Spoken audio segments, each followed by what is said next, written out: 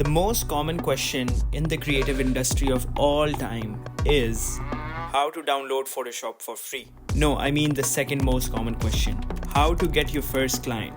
And today I'm going to give you a no bullshit guide to getting your first client.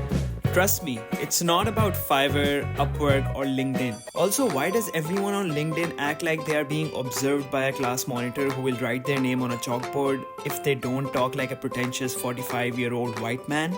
Step 1. Make work for yourself. Imagine you have been 5 years in the game. You have multiple clients in your portfolio and a decent bank balance than before. And at that time, you experience this feeling of sadness. Because from the moment you got your first client, all you did was make work for other clients and not for yourself. Because that's the first step of the journey. Create because in order to create for others, the others will need to see that you create for yourself. And just because you don't have clients does not mean you can't work, at least for yourself. And if you don't know what to create, maybe all this khwari is not for you. My initial projects were my university projects and they were mostly bad. So I had to rethink. And I was obsessed with poster a day challenges that creatives like Magdiel Lopez and Bogasm were doing back in 2019. And that's what I did to create a body of work that was worth sharing with the world. Step 2. Make a beautiful portfolio that makes you look like you have clients and that you are not desperate for more. Assuming you already have a Behance or a Vimeo, the best thing that you can do for yourself is make a website. Freelancing is like a business, and whatever business you are starting, you need to invest in it. I made my first website on Squarespace because I did not want to go to the hassle of getting someone to take weeks to make me an ugly website on WordPress. I just made one by myself, which was slightly less ugly. There are students who would spend so much money in their university, but when it comes to just buying and making a website for themselves, they think like 100 times. There are so many ways to even make a website without spending money. All you have to do is maybe ask ChatGPT. I know some people that still use PDF to send their portfolio. That's like...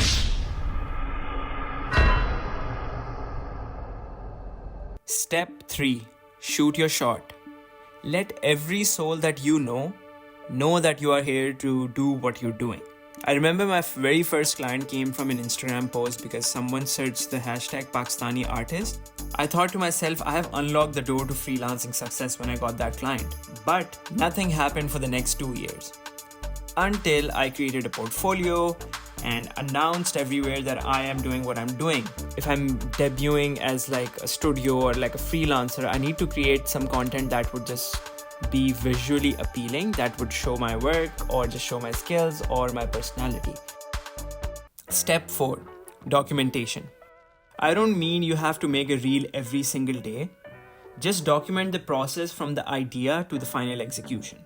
Either if it's the WhatsApp back and forth with your client or with your friend or some of your sketches that you plan to digitalize, record everything, take photos of everything, because at the end of the day, that is what adds so much more value to your work, because more value equals more clients. And on this note, I wanted to talk to some of my creative friends and ask them the story of how did they get their very first client. So I left my job when I turned 24 because I was like, what am I doing with my life? I got my first client by, I think it had been a month of me just posting my work on Instagram.